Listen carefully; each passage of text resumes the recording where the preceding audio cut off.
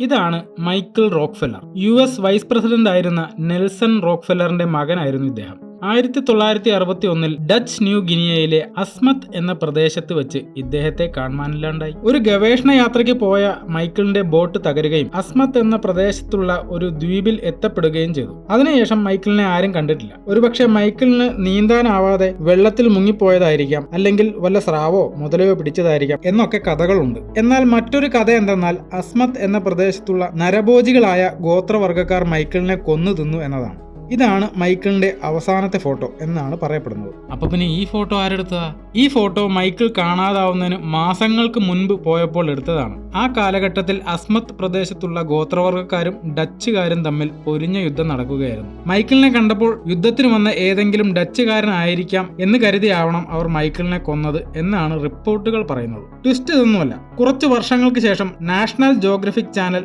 അസ്മത്ത് ഗോത്രവർഗ്ഗക്കാരെ കുറിച്ച് ഒരു ഡോക്യുമെന്ററി ചെയ്തിരുന്നു. അന്നെടുത്ത ഒരു വീഡിയോയിൽ അസ്മത്തിലെ നരഭോജികൾക്കൊപ്പം ഒരു സായിപ്പിനെ അവർ കണ്ടിരുന്നത്രേ.